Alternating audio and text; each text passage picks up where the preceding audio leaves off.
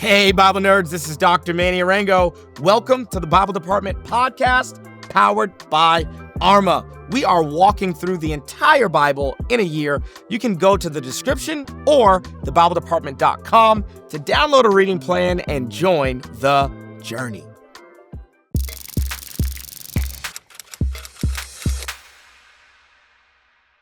Family, welcome to day 159. I'm so proud of you for making it this far on the journey with us.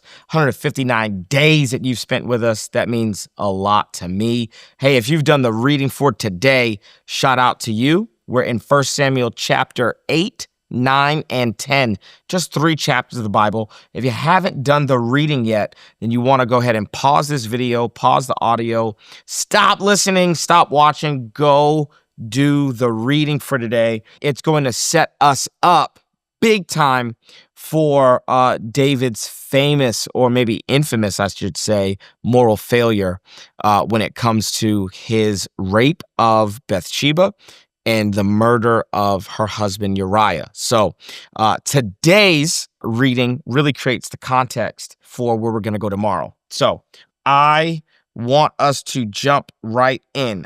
Like every day, I'm going to give us some context clues. I'm going to give us some nerdy nuggets, and I'm always going to give us a timeless truth. Okay, context. A couple big things happening in chapters 8, 9, and 10. The first thing that's happening is that chapter 8 is going to really recap the success that David is having. Okay, the success that he's having as a military leader, the success that he's having as a king.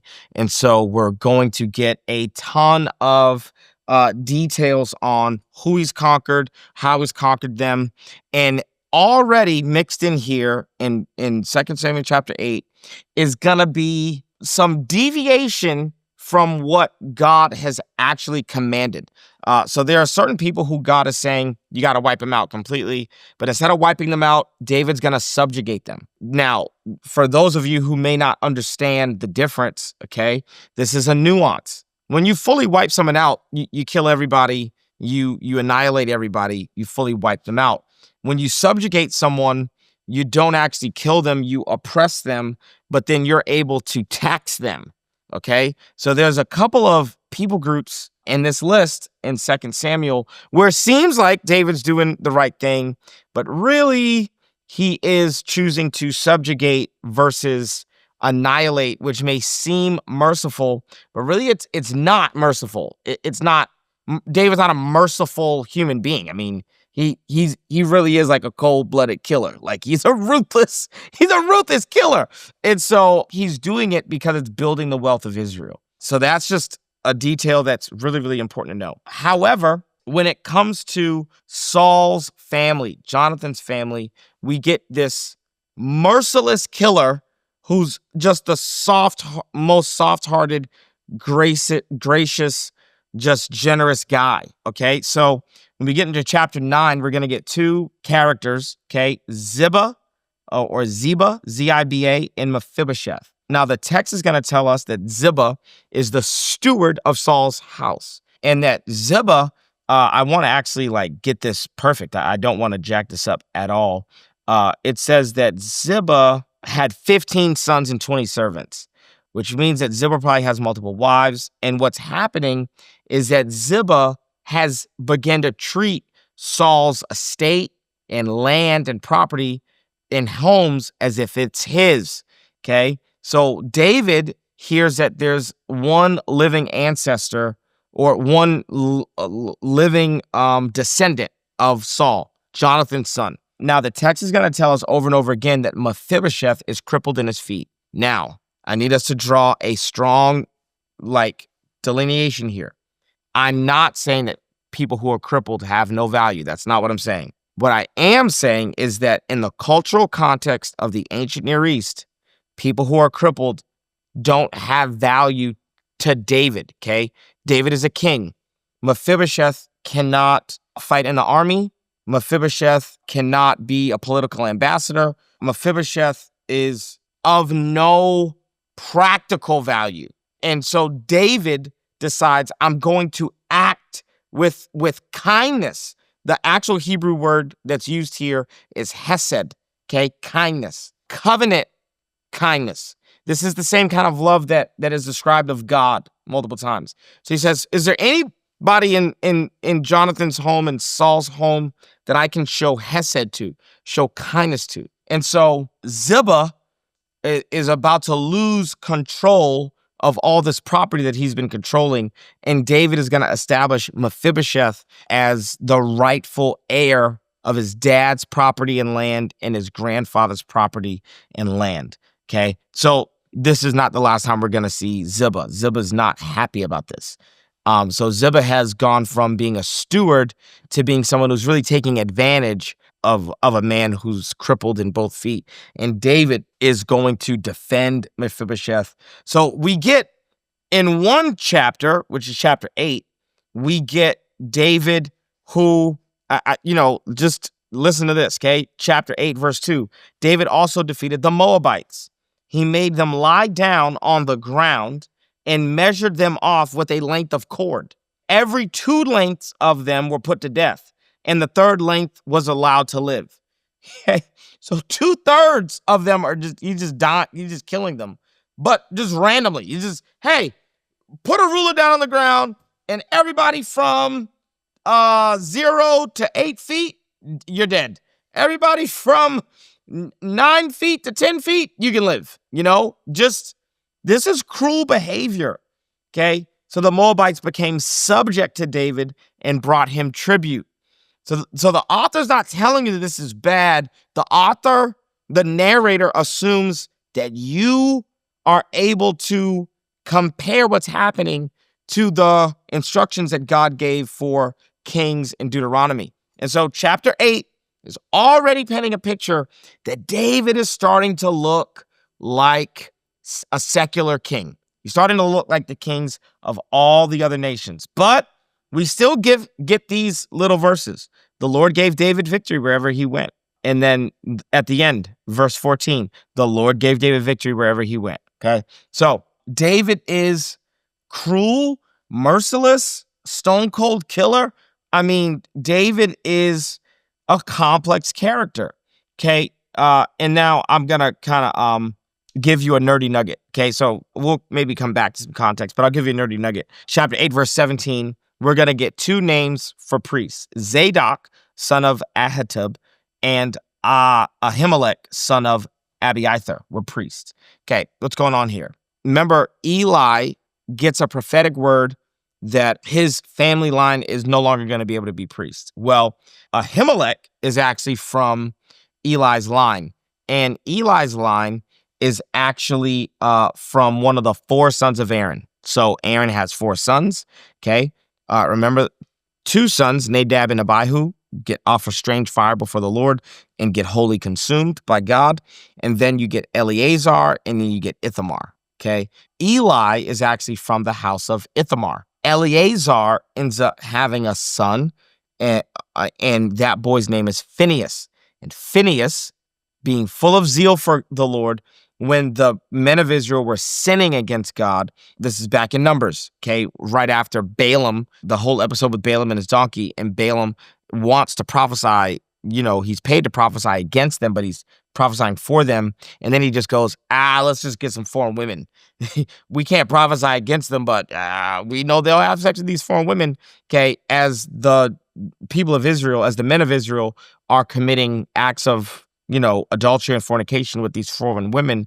Phinehas throws a spear and spears men together with the women that they're having sex with and kills both the men and the women.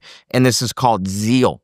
Okay. Jesus actually quotes from this exact story when he's in the temple and he drives out the money changers and says, zeal for my father's house will consume me. Okay. So Eleazar through Phinehas is going to be the descendant of Zadok. Okay, so from David on, and we're going to really see this when we get to Kings, it's Zadok's line that's going to become the priests.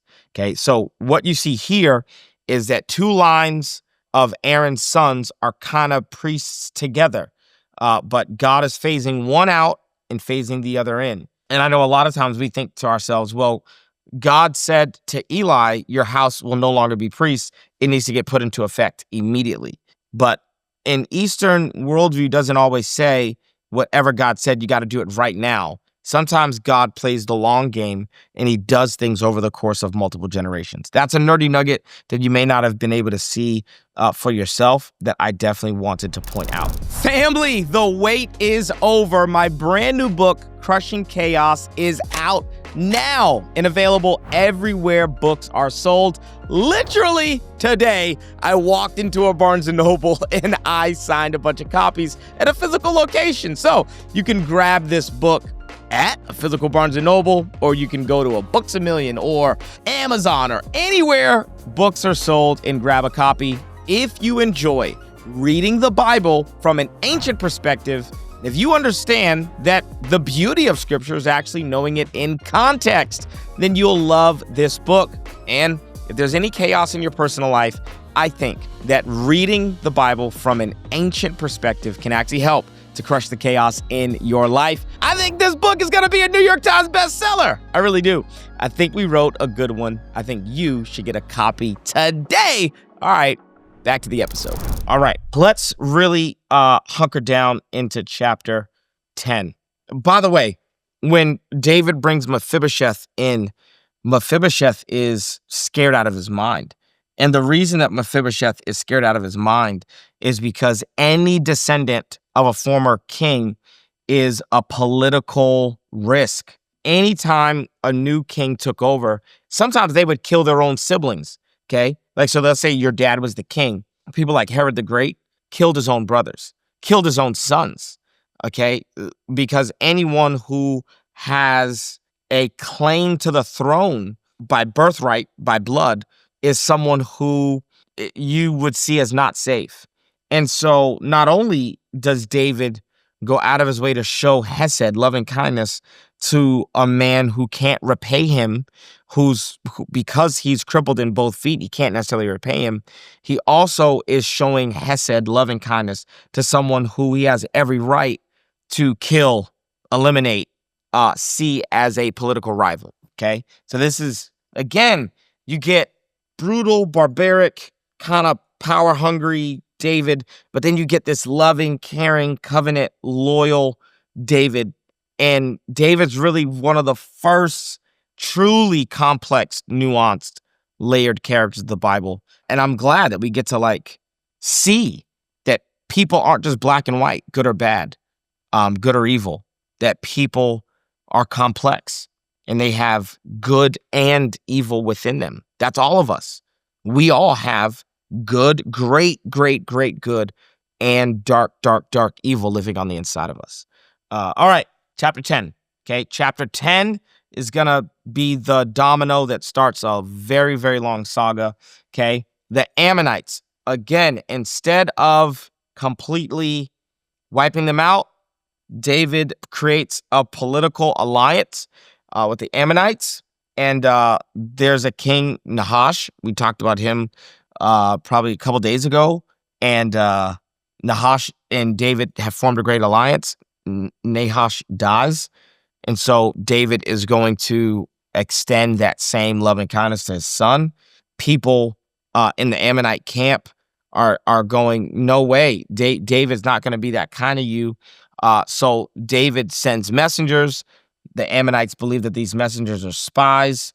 And so they cut their beards off and they cut the part of their clothing that would conceal their buttocks. They cut it off. Okay, so they have to now go back to the land of Israel with no beards, and they got their butt cheeks exposed. Okay, this is very, very humiliating. Why is this so humiliating? This is humiliating because a Jewish man was not able to grow a beard until the age of 30. Why 30? Because only at 30 was a Jewish man able to exercise authority over other people in a leadership role. So a beard is a symbol of authority. So by shaving their beards off, they are removing their right to lead. They're removing their authority. And a lot of scholars actually believed that they didn't just remove the buttocks off of the clothes, they also removed the front part. And this is a culture that is very, very, very sensitive around nudity. I know that a lot of us are desensitized to nudity. We live in a world where nudity is everywhere. It's in movies. There's pornography that you can access on the internet at all times. There's nudity everywhere. A person from this culture would look at most of what we see on Instagram and just go, "This is nudity," you know? So this is deeply embarrassing. I don't know how they thought David was going to respond. Obviously, David responds like David, a cold-blooded killer, a ruthless, barbaric warrior, okay? And so we start a war with the Ammonites. They are at war with the Ammonites. They are defeating the Ammonites. The Ammonites are now paying other nations like the Arameans to come fight with them. The people of Israel are completely victorious, and they have to stop fighting because winter hits. Now, here's where you gotta get context. In the ancient world, once winter hits, everyone stops fighting. I know in the modern world, we fight no matter if it's spring, summer, winter, or fall. But in the ancient world, you went to war in spring and summer. Okay? Once winter hit, you just kind of, hey, let's pause. We'll pick this back up next spring. Okay? And so they have victory over the Ammonites. And David is so confident in the partial victory that they have over the Ammonites that by the time spring comes, he does not go to war. He sends the commander of his army to go to war, a man by the name of Joab, and he stays back in Jerusalem while all the men are gone and while all the women are left back home. And the enemy has set David up for the biggest mistake of his life. And chapter 11 rolls around, and the first opening words are, in the springtime when kings go to war, David is in Jerusalem, and he lays eyes on a woman by the name of Bathsheba. He ends up raping her, and he eventually has to kill her husband. And this is the downfall of David's life. Nothing after this point is really going to be positive. From chapter 11 on, it is going to be drama. I mean, it is going to be full-on drama. So the context for where we're going to go tomorrow was laid in chapter 10.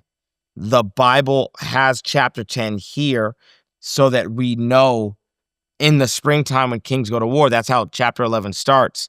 But why were they at war in springtime? Who were they fighting last spring? What was going on? What got us here? Chapter 10 lays all that groundwork, lays all that context. And so 2 Samuel chapter 10 is really, really, really important if you're going to understand 2 Samuel chapter 11. All right.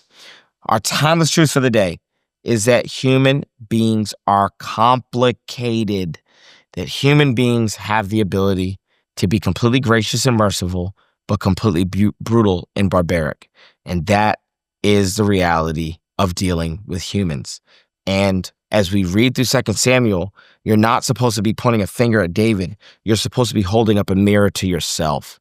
That you and I, that we all as people have these incredible abilities to bring hope and healing to the world around us. But we also have the ability to bring a lot of hurt, harm, and damage to the world that we live in. And we have to live in that tension and allow God to redeem us, sanctify us, renew us, and we have to continue to offer ourselves to the Lord so that we can crucify those parts of us that are going to bring the worst harm to humanity and to society. So that's our timeless truth, and we're going to see that all throughout the Bible. All right, I'll meet you right here tomorrow. We're going to finally dive into 2 Samuel chapter 11, 12, and 13. I got a lot to say about these chapters, and I think it's going to be helpful. I think it'll be a value add. If you're on a streak, don't break it. If you're not on a streak, it's not too late to start. You can start a streak at any time. All you got to do is get 2 days in a row and then just keep adding and adding and adding and adding. And before you know it, you'll be up to like 70, 80, 90 days, okay? I'll see you right here tomorrow. I love you. I'm proud of you. I'm so glad we get to read the Bible together. I'll see you right here tomorrow. Peace. Thanks so much for joining us on the Bible Department podcast. If this episode was helpful, how about you leave a comment, share with a friend, and subscribe so that you never miss an episode. To learn more about the show, head to thebibledepartment.com. We'll see you right back here tomorrow.